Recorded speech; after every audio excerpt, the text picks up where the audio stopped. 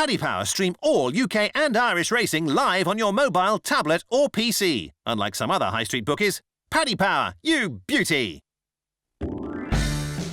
Hello there, welcome along to the Racing Post Weekend Review Postcast. I'm Bruce Millington, and in the company of my Racing Post colleague Nick Watts, the independent racing expert Brendan Duke, and Paddy Power's Paul Binfield. We will be looking back on a weekend in which Q Card stuck two fingers up at those of us stupid enough to doubt him, and we also saw loads and loads of potential Cheltenham and Aintree candidates emerge. It was a fascinating weekend in Britain and Ireland. So we'll be looking back on that, seeing what it all means, and also looking ahead to the weekend and also midweek. There's some good stuff in Ireland and a particularly exciting mares race at Punchestown on Wednesday. What a midweek surprise that is. But we will start off with the Gold Cup because, as I say, Q Card is absolutely, definitely back in the picture for some of his ardent, faithful legion of supporters. He never went away, but it was a great performance in the Betfair Ascot Chase. And what does it mean for the betting pool, Binfield,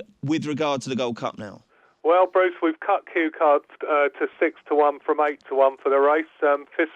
Stable companions Thistlecrack and Native River are still above him in the betting at 7-4 and 4-1 respectively. But Colin Tizard has the first three in the market, and it is actually only an 8-1 poke to have the first three home in the race, Bruce. Who are the market rivals? Jackadam, I suppose? Jackadam, yeah. What price is he? He's 7-1. You must have an each-way shout, Bruce. Outlander 10-1.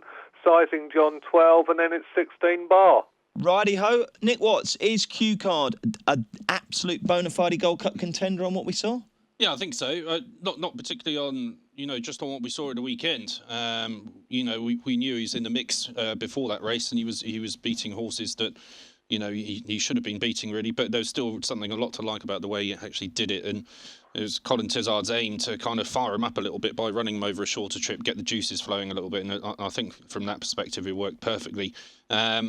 I still can't quite see him winning at Cheltenham. I go back to the age stat. He's 11 now, and I think some stats are worth more credence than others. And I think the one in pertaining to the Gold Cup and being a race for kind of essentially younger horses now it definitely rings true. But I just love watching Q Card, and it feels like he's on the lap of honour at the moment. And whatever he's kind of in the twilight of his career, and it's just lovely to watch him put up displays like he did at the weekend. And to me, it doesn't matter if he wins or doesn't win the Gold Cup. He's just had a fantastic career, 7 years at the top. It's been incredible, and credit to the Tizards. Absolutely. And didn't he jump well, Brendan?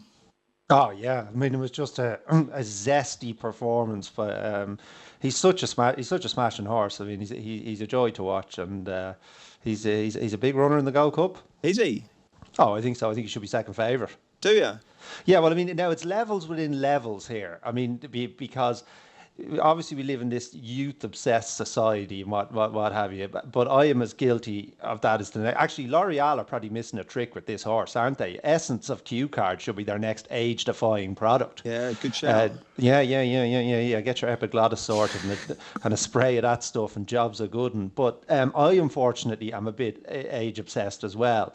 So while I think he's overpriced, I'm like Nick. I kind of can't see him winning, but I think that's because I've fallen for this. The horses, older horses, generally overpriced because of this inbuilt prejudice we all have towards youth. So you'd have him above Native River, would you? Because we're doing a piece in tomorrow's Racing Post because Native River's owner has come out fighting. He's heard enough criticism, and there have been some stinging words, not least from our very own Irish editor Richie Forrester, who's absolutely written off Native River's chances. Where do you stand on Native River, Brennan? Can't have him at all?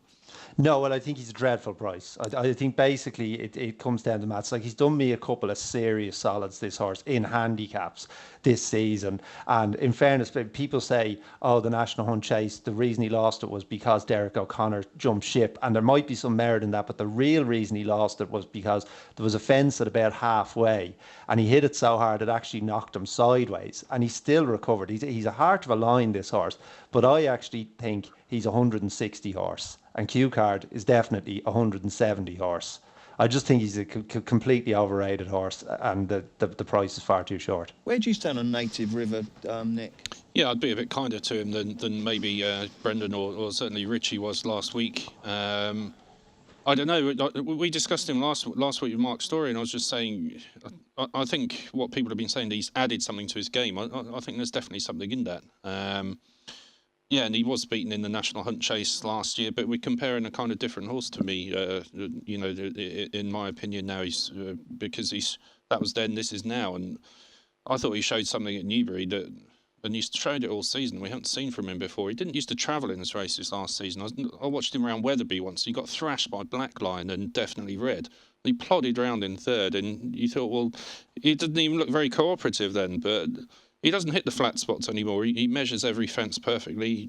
He's a very solid jumper. He's a strong galloper, and he has got that burst in him, and that's what enabled him to get away from the field in the Welsh Nationals. So potential Gold Cup winner for you, Nick? Yeah, I think so. I certainly wouldn't write him off, and Richie's claim that we should all give up if he wins might come back to bite him. Yeah, you don't want to do that. We could, that would be. We'd have all sorts of vacancies going at the Racing Post, wouldn't we?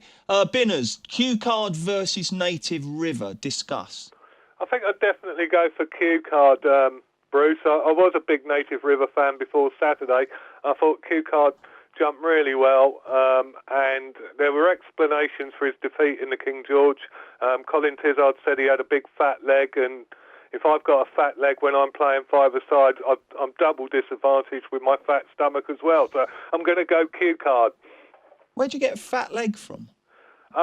What, your leg just suddenly gets fat? I don't know. Was it a dead leg or something? You get a dead leg? You don't have a fat sorry, leg. I got it wrong. That's all right. A dead leg, yeah. Oh, okay. My apologies. A dead right. leg, but I think Q Card has had a very nice, quite easy race at Ascot, Bruce. Whereas Thistlecrack had a bit of a grueler at Cheltenham, and at 6-1 against 7-4, I'd certainly be in the 6-1 camp with Q Card. Right, let's do Gold Cup 1, 2, 3s. Nick Watts. Jack Adam, Native River, Thistlecrack. Brendan Duke. Thistlecrack, Q Card, Jack Adam. And Paul Binfield. Q Card, Jack Adam, Native River. Blimey, you can't have Thistlecrack at all, no? No, as I said, I just think he had such a hard race at Cheltenham, and I'm not sure whether he'll recover in time for the Gold Cup. Mr. Really? Tizard, yeah, Mr. Tizard. Be all right, won't he?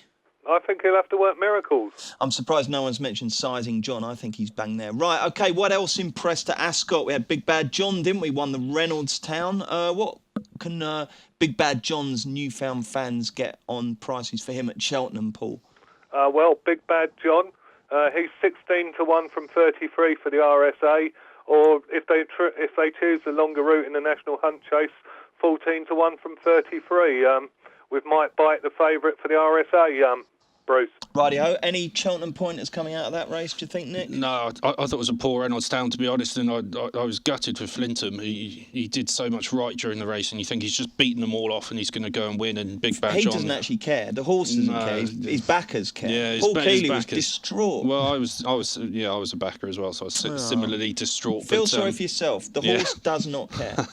But as for Big Bad John, no, I can't really see him being a Cheltenham player. Rebecca Curtis, he won at Newbury earlier in the season, and she said afterwards he likes big, flat, galloping tracks, and questioned his suitability to Cheltenham back then. So not very encouraging words if you do fancy Big Bad John. Any lessons to learn from the Reynoldstown for you, Brendan? No, it was a poor race. Well, the lesson I learned was that the horse I had some hope for of having some potential out of it was Arpège de Laine, but a very moody effort from him. I think he actually looked like he might come and win at one of those massive in-running Betfair prices, didn't he, at one point? Yeah, I'm not sure he's putting it all in. I'd be very wary of him going forward. OK, let's look at a horse that absolutely did impress everyone on Saturday. You couldn't fail to be impressed with Vieux Lion Rouge, could you, who won the Haydock Grand National Trial in very gritty fashion. We went into the weekend round about 18-20 to 1 the field for entry. But Paul Binfield, we've now got a clear jolly, don't we?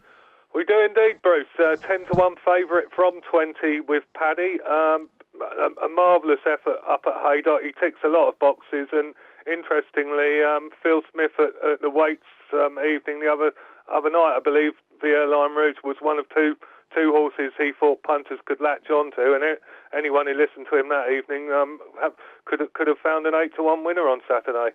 10-1's a bit skinny though, isn't it, Nick? Yeah, I think so. I backed this. I had a slight little tenner on this horse last year at the National. He was any price last year. He was a rag, but coming to like Beecher's second time round, he was actually going really nicely. But it didn't look as though he got home. That might have been because conditions were quite extreme at Aintree last year, and he's a novice. Another year on his back, he might last home a bit better. He obviously loves the fences, so he's been around there 3 times now, and twice, sorry, but won the Beecher chase and got round in the National. He's a big player. It just worried me the way he finished the race last season. It could still be a stamina out there. And of course, we have to remember, Brendan, don't we, that unusually the Haydock National Trial was run on goodish ground, wasn't it? I think it's 7 of the previous 8 had been on heavy. But did anything catch your eye there, the winner, or perhaps something in behind? Yeah, well, it was a stirring battle. I think they'll have been delighted with Black Line. I think that was the first run he's had since they tinkered with his wind, and he certainly finished that race off a lot better than the other race. And I think his stamina would be. But I'll be with Nick with the Vieux Lion Rouge. The problem with this horse is stamina, and it's almost the way the race is run now. Back when I was a young man, they used to kind of hack around for the first circuit, and then first time away from the stands really go for it. But now they just seem to go flat out from the get go, and maybe his stamina will hold. He's a year older and what have you, and he does love the fences, but I think his stamina will give out. But Black Line, I thought put up a fine run. I think his stamina will hold in the race. Okay, everyone, even if on a recent postcast you have given your tip, give it again. What's your 1 for the National, Nicky? I put up Carol's Destrier, the Hennessy second. I think 33 to 1 is a good price for him. Okay, Brendan? Manella Rocco, he's due to get around. Okay, and Binners? Maggio, Bruce, 5 places each way with Paddy. Didn't perform at Kelso last week, but I don't think it matters, and I think he's a huge price at 50 to 1. Okay, what about my Road to Riches? Anyone endorse that, or do you just think he's gone? No, I thought he was gone at the game after that fall in Punchestown at the festival last year, but he jumped an awful lot better in Leopardstown the last day, so that would... He was on the premises for a long way, wasn't he? Yeah, no, it's just his jumping. I thought his jumping had gone basically after. I mean, it was a horrible fall he took in Punchestown, so maybe he's just taking a bit of time to come back to himself. I'd have a lot more... 10-13's a lightweight, isn't it? Yeah, Third in the Ryanair last year. What's him? Am I getting through to you here or not really? You just have to see if Michael and Eddie fancy a crack. They'll ride it because he was actually dropped 2, wasn't he? So they'll go with that. Don't worry about that. Right then, let's look at what happened with the Champion Hurdle picture because Jetski lost and Yanworth won. What's the latest Champion Hurdle betting from Paddy Powerpool? Well, we're 3 to 1 York Hill now. Bouverdere 100 to 30. Yanworth 4 to 1 after his brave performance at Wincanton, didn't impress everyone. And if you fancy Jeski for the champion, he's gone right out to 14 to 1 now from 6 to 1. And you're presumably your favourite York Hill just because you're non-runner no bet and just in case he gets supplemented, which I don't think any of us think he will, do we? Anyone see York Hill running in the Champion Hurdle? Not now. Why do you say that? I just thought JLT. All right, okay. So what's Willie going to run in the Champion Hurdle? Oh, blimey, got me there. Vroom, vroom. No. Of course he hasn't got Petit Mouchoir, has he? He's got Vroom, vroom potentially. Good. Okay, right. Well, I don't know. Who knows? Who knows? No, absolutely. No, that's why I thought he might run. But the people I've been talking to recently have been suggesting that he's not going to get supplemented. So you're probably right. Yeah, I mean, Vroom, we'll talk about Vroom Vroom later because she's, the mare's situation is developing this week, isn't it? But yeah, Champion Hurdle right now, Nick. What did you think of Yanworth?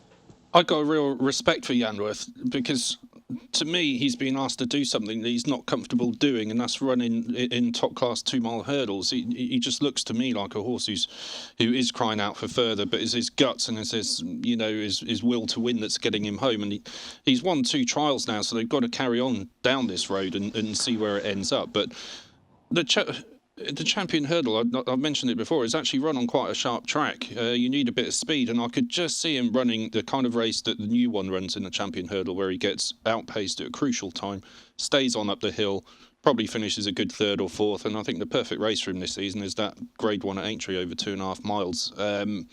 Love the horse, but I wouldn't be surprised if Barry rode Bouverdere, which might be another nail in his coffin because he does know Yanworth very well.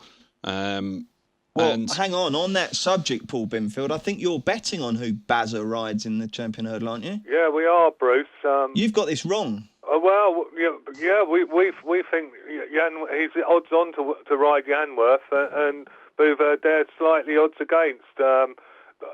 Presumably, we're taking that opinion because I think he's ridden Yanworth 8 times and won on him 7.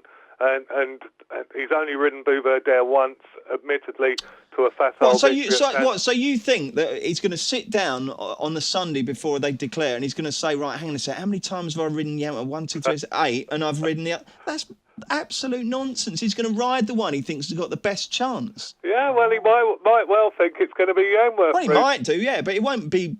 Don't depend on how many times he's ridden it before, will it? I'd be surprised, wouldn't you? I mean, I think it'd have to... Because whatever happens with the ground, I know that there is a feeling that people think that Bouvier is very ground dependent. I'm not so sure about that. I can't see a set of circumstances where Yanworth's going to be more appealing. Also, you listen to Barry post-race after Yanworth's victories. He's never been glowing in his praise for the horse. He likes him, obviously, and like I said, he's very tough. He's very professional. There's a lot to like about him, but he's just not effusive in his praise. He's not singing his praises like you think he would be. Yeah, tell me this, Bruce, though, how much would you factor into the price that he might be told to ride one or the other? Why because would you? Well, if you're the racing manager, so you have Beauvoir, Noel's ridden him plenty of times. You think, well, Noel can ride this horse for us, but we think Barry's very important to Yanworth's chances. So to give Yanworth the best chance, we're going to ask Barry to ride him, and they do pay his wages. So I mean, if they said, I don't know whether that'll happen, but if they did say to him, look, we want you to ride Yanworth because you know the horse, we think he takes a bit of knowing, and Noel and Beauvoir are thick as thieves. Could they ask him to do that? I suppose so. Very touching show of faith in your former Paddy Power compiling colleagues there. By the way, I would factor that into the price. No, fair enough. Okay, fair enough. Well, I mean, if Barry does ride Yanworth, surely it's a mistake, isn't it? He's got to ride Bouvier, doesn't he, Brendan? I would be inclined to ride Beauvoir, yes, because as I've said on this show before, traditionally champion hurdlers are good at jumping the hurdles, and this is the real problem for Yanworth. Now, in fairness to him, as Nick says, a will to win. The best jump he found in Wincanton was at the last. He really tries his hard. He needed it, didn't he? He needed it, and I just think he's going to make too many mistakes. Like if you're heading your hands watching him jump hurdles, he's either on the wrong stride going into them. If he's on the right stride, he lands with one leg sticking out. It's all such hard work for him. I'll be surprised if he's close enough. He'll obviously run up the hill better than anything, but I'll be surprised if he's close enough for it to make a difference. He'd be perfect for that 2.5 mile hurdle that I keep suggesting and no one else wants. It'd be some race this year, the 2.5 mile hurdle. It would. Yeah, absolutely. The champion hurdle is weak. It would kill the champion hurdle and it'd kill the stayers, wouldn't it? We're going to weaken it further by putting on a 2.5 mile race. Yeah. Paul Binfield, what's your latest champion hurdle thoughts? And let's have a chat about jet ski as well, because obviously that was a slight shock that you got beat by Tombstone, wasn't it? Yeah, Jeski, you'd have to be very concerned about him going to Cheltenham, whichever race they go for. He's 8-1 from 5 for the Stayers race now, and I've already said what he is for the champion. I still think Yanworth has got a very solid chance in the champion hurdle, but it will be interesting to see who Barry does actually sit on. You can still have evens on Bouvier, Bruce. I might have a bit of that. Brendan, jet ski, what's the situation there? Because I think there's a couple of things in mitigation here. One is that the ground was absolutely hideous, and two, this Tombstone, that Supreme from last year is not suddenly. It is a red hot heat, isn't it? Horse number 1, Altior, number 2, Min, number 3, Bouvier, number 4, Tombstone. Petit Mouchoir was 8th. Bellshill was second last. And don't forget Charbel, who was 5th, who's very interesting for whatever he goes for. But, so therefore, Tombstone's not that bad an animal, is he, Brendan? No, and he had a swing at the weights, and the ground was against Jeski. But perhaps more significantly, Barry Geraghty team continues. Jeski jumps better for Geraghty than anyone else. I mean, Mark Walsh is having a serious time at the moment. And a few judges I know think he's riding better than anyone in Ireland. But still, a couple of sloppy jumps up the straight probably cost him in the end. And there's no chance, whatever race he goes in at Cheltenham, that Geraghty's going to ride him. So he's a bit stuck, isn't he? I mean, I'd go for the champion hurdle because I think they have a lock on the stairs. I don't think they need him, and I'd just throw as many bullets as I could at the empty the clip on the champion hurdle. But it seems like he's going to go stairs. What price is he for the stayers, Paul? Jeski is 8-1 now, Bruce, from 5-1 before he got defeated on Saturday. Of course, you're a big Jeski fan, aren't you? Yeah, I was. And yeah, I mean, he certainly didn't enhance his claims for any race at Cheltenham at the weekend, but I don't think it really detracted from them particularly either. I think everything you've already mentioned is true. And you could see he was struggling to jump out of the ground. He was shortening into flights. He was struggling to clear them, and he made a mistake at the last, and he just couldn't pick his legs up to tackle what was a good winner. But I mean, I suppose in a way it's crystallised JP's, or should have crystallised JP's champion options. You'd think he'd go with Yanworth and Bouver now, and Jeski, and you know what I mean, Harry, for the stayers. But one thing, just picking up what Brendan said, if he does chuck Jeski as a third string into the champion hurdle, I think we should all be lumping on, you know what I mean, Harry, and emptying our accounts out, because he must be, if he does just go with one in that race, he must be so happy with where he is with, you know what I mean, Harry, that he just thinks he's going to win, and he probably will do if he goes one-handed. It's funny, people are talking about Altior and Douvan as the two big bankers. I think, you know what I mean, Harry is an absolute banker for that race.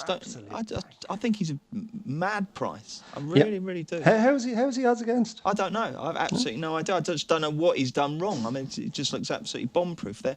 OK, we'll look at Sunday's action at Navan next. Head into one of Paddy Power's retail shops where you can watch all live UK and Ireland racing every day. Or head over to Ladbrokes, Coral and Betfred where you can watch Homes Under the Hammer.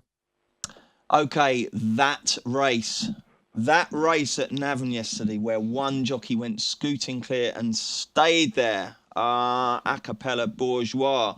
What did you make of that, Brendan Duke? First of all, before we talk about Acapella Bourgeois, was it just one of those things that happened, or were the jockeys in behind neglectful?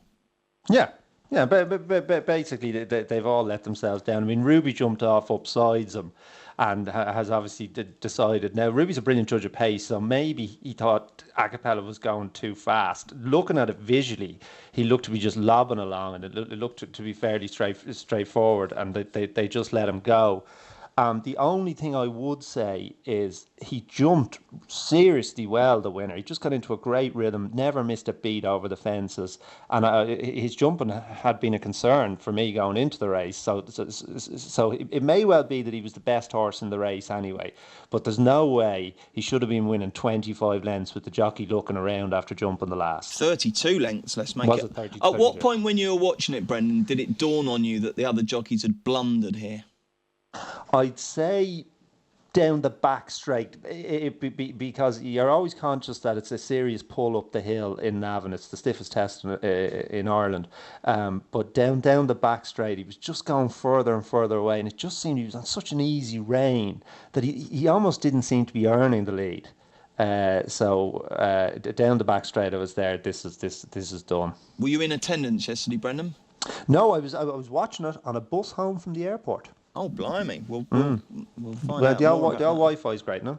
Oh, good. Yeah, absolutely excellent. What did you make of this race then, Nick? Yeah, they possibly were sleeping in behind. Acapella Bourgeois loves the ground and obviously had his jumping sorted out, and fair play to the jockey in front. He's taken advantage. What it means in the long term, I wouldn't be so sure. I think he'd probably... You wouldn't be lumping on for the RSA? No, I think he needs that heavy ground. So, I mean, if it's a monsoon at Cheltenham, it rarely is these days. But if it was, you'd be very keen on him. But he might be one to stay at home this spring and make the most of conditions while they're like they are. What price is Acapella Bourgeois for the RSA, please, Paul? Well, we're 12 from 33, Bruce. Non-runner, no bet. All races at Cheltenham, so you can have a go if you think he might turn up. But I think it's fair to say, Bruce, that the other jockeys won't let him get an easy lead at Cheltenham if he does show up. Absolutely. And by the way, talking about Cheltenham and the ground, really, really calm, clement, pleasant weather forecast for the next 10 days, I think. So I think we're heading towards watered, good to soft, probably, as per usual. Anything else strike you as interesting from a future perspective? At Navan yesterday, Brendan, ball dark, perhaps? Yeah, Baldock was good. They're talking about the Powers Gold Cup for him. It was disappointing that Ballyosheen came down. Particularly disappointing for me as I backed up Ballyosheen. But I got the sense he was travelling slightly better. That Baldock was travelling slightly better at the time anyway. And he's a very likeable horse. But I don't think Cheltenham's on the agenda. Okay, could we get a show, Paul, on the JLT just in case? Yeah, we've got 11 to 8 York Hill. Bruce, top notch 4 to 1, Coney Island 9 to 2, and it's 4 bar on 7, and Baldock. We don't think it had much impact on the JLT and left the winner 20 to 1 unchanged. What price are you Charbel for the JLT? Charbel is a 10 to 1 poke. And that's non-runner, no bet? Non-runner, no bet. Interesting. Anything from Ireland, Jesse? Sutton Place. We better talk about Sutton Place, haven't we, Nick? Decent enough win. Yeah, he won very nicely. I think if he kind of showed his hand earlier in the season, he might have come into the equation for Cheltenham, definitely. But he's kind of, or connections saying he's certainly not going down that road anyway. But yeah, he's one to look forward to in the spring. He's really come to the fore in the last couple of weeks, hasn't he? But just too late to launch a Cheltenham bid. Any eye catchers. Hopefully, you've all got an eye catcher. We'll start with you, Watsy. Who should the listeners be putting in their Racing Post horse tracker from the weekend? I thought the World's End won well at Haydock on Saturday. It's kind of a trial for the Albert Bartlett. Whether he ends up there or not, I don't know, but it was a really impressive performance. I kind of thought afterwards that he might go to Aintree for that Grade 1 at Thistlecrack, and then Ballet Optic won last season. That could be a good option for him, but he was really impressive. Thistlecrack was 25 to 1 when he won that. I know, unbelievable. Brendan, who's your weekend eye catcher? I have 3. Will I just pick one? No, give us all 3. Okay, Beyond Conceit, I thought was very good at Ascot. Too keen off no gallop. He showed great resolution to win, and the second is a promising horse of Nichols. Better ground and a stronger gallop in the Supreme, which is the race he should go for. The tempo of that race will suit him ideally. He'll travel away like a dream. I believe he's 20 to 1, non-runner, no bet. Too big in an open heat. The other one, well, he didn't run, but Foxtail Hill, who is currently off 140 for the Close Brothers Novice Chase, which is the magic number. Unfortunately, Tenor Nivernae, with a remorseless, relentless display of galloping in Ascot, is probably means he's going to retrospectively go up a couple of pounds to take him out of that. So that was a bit of a blow. And finally, the real one, Dad's in Trouble for the Pertemps. Now, this is a really interesting horse because he's top price for the Pertemps after the weekend, 16 to 1. And it's a standout price, but I don't think it's a price you need to take, because I kind of feel with this horse that given his connections, he's trained by Tim Vaughan, and Tim Vaughan is nursing like a Red Sox streak in Cheltenham. He hasn't had a winner there for his last 100 and something runners. And the jockey, Alan Johns, is a low profile. I kind of feel he's one of these horses. You know that sometimes a horse, the biggest price it ever is for an anti-post race is his Betfair SP. I kind of feel like he's one of these horses, but he won off 129 in Haydock, having won a really strong Haydock race the previous time as well. His jumping, which was a huge worry, he basically should have won his last 5 races now. He got a Stones Variety in Newton Abbott one day, and then he fell in Cheltenham. So he should be on a 6-timer. But his jumping, which was a worry, is now a borderline asset. He jumped brilliant in Haydock, and then he got a bit trapped wide turning for home, and the leaders just slipped him, but he ran them down, and he's absolutely bolted up. I reckon he'll get £7, which is ideal. It takes him up to 136. 135 got into the Pertemps last year. He is the handicap bet of the meeting if he gets into the Pertemps, but no one except me is going to back him, I'd say. I will. I definitely will after that. That was so compelling. Dad's in trouble. Okay? Dad's in trouble. Wins Words the Pertemps. that reverberate around the Millington household quite a bit. And Binners, what's your weekend eye catcher? Well, I think the bumper winner yesterday at Navan, Poli Ra, for the Gigginstown and won the bumper really easy, won a point at Rockfield. I think when he goes chasing, I don't know if he'll go chasing this season or next year, but I think he's going to be an absolute stormer over the bigger obstacles. Okie doke, let's look ahead to some good stuff coming up later this week.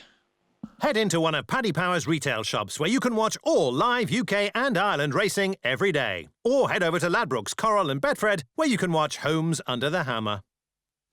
Welcome back, Bruce Millington, Nick Watts, Brendan Duke and Paddy Power's Paul Bimfield. And we're just having a little cursory look ahead to the weekend where you've basically got the last British meeting that really throws down plentiful clues for Cheltenham at Kempton on Saturday, haven't we, Nick? We've got the Bet Bright Chase.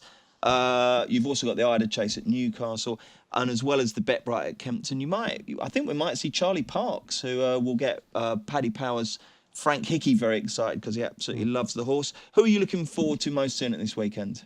Well, you mentioned Charlie Parks. Yeah, he would definitely be one of them. I haven't seen the entries for the Bet Bright yet, so I'm not quite sure. T for 2 might be running. I was going to say that the class angle in the race would be T for 2. He loves Kempton. He's brilliant round there, and he might have a big weight to carry, but he wasn't beaten far in a King George, was he? So he probably could give it away, and he'd definitely be on my list. As with last year's winner, Theatre Guide, if they put him in, I think he's a stone higher this time, but he's a really classy horse too. Those two between them. He's going to be the Captain John of the Gold Cup famous. Well, it's a famous 4 now, isn't it? I don't think Allery's going to go for it, but yeah, thinking about that. Brendan, what about you, weekend-wise? Who are your binoculars going to be trained on? Well, Viva Steve, I mentioned on a previous postcast after his run in Warwick. Warwick was all round from the ground and the stamina test. He was 6th in this race last year. Now he's £6 higher this year, which isn't ideal, but I think he's improved a bit for Fergal O'Brien, who's having a great year. And this race is ideal for him. He'll travel up on the pace, jump away on likely decent ground, and I think he'll run well. He's about 14-1. Okay, Paul, any prices yet for the weekend? Yeah, we're 6-1 favourite, T for 2, 7 Safid, your 8 Double Shuffle, and Irish Saint, and 10 Barra, and I think we'll know a bit more about the possible field possibly this afternoon. Absolutely. Okay, and on Wednesday, Punchestown, Apples Jade versus Limini in the Quavega Mares Hurdle at Punchestown. That'll be interesting, Brendan, won't it?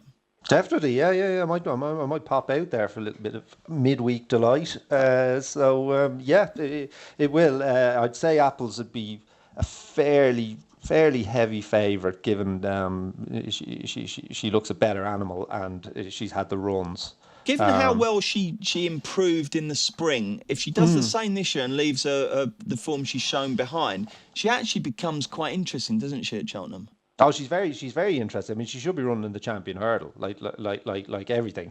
Just to throw everything you've got at the Champion Hurdle, because it's such a winnable race this year. I can't believe that she's going for the mare's race. But would you be a little bit careful about saying she's a spring mare? You would, yeah. You've only got one season's evidence. But all I'm saying is that what she produced last year was so spectacular, wasn't it? It was incredible. Aintree was mad, wasn't it? Yeah. So yeah, she's interesting. If she was mine, I'd go for the Champion Hurdle. And what have we got at Turley's on Thursday as well?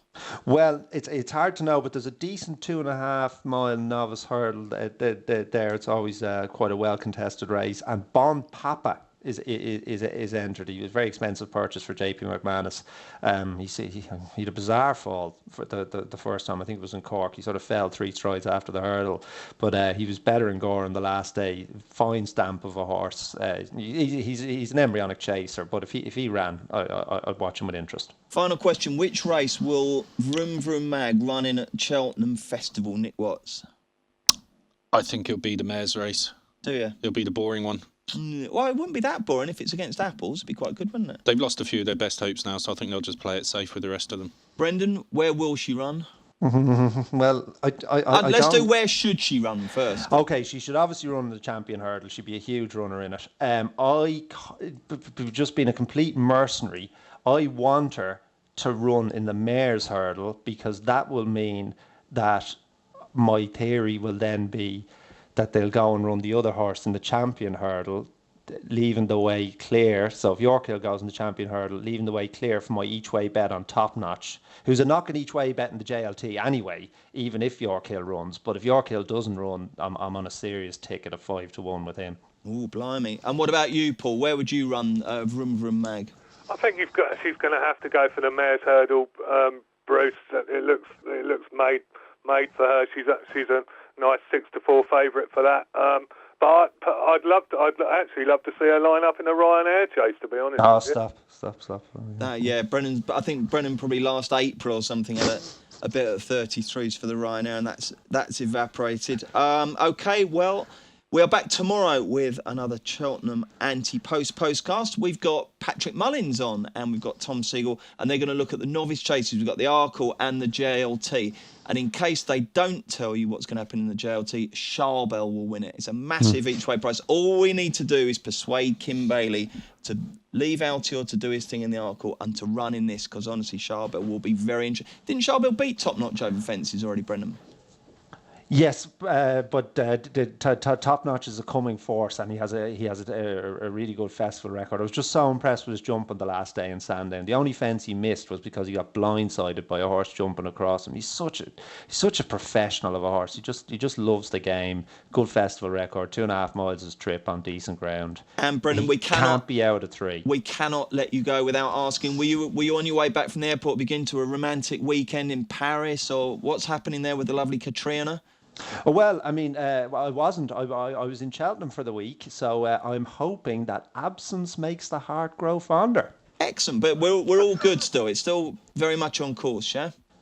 Very much on course. Yeah. She's the soul of discretion, this girl. She hasn't. I haven't been in contact with her for about 4 days, but that's fine.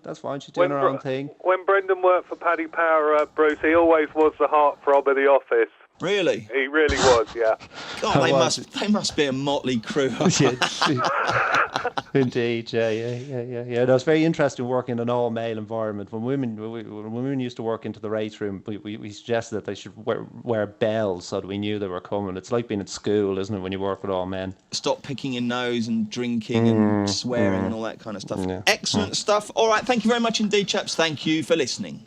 Check out Paddy Power's new and exclusive Cash Card Plus. Available to use online, at ATMs, or even down the local. Paddy Power, you beauty.